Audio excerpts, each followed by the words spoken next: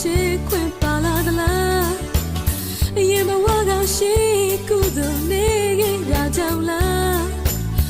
ဒီချိန်ခါမှလည်းခွေကြတာပဲစီတဖက်မှာချင်ရင်မေးခရီးဆက်ပါချစ်ဦးရဲ့ပြောပါစေ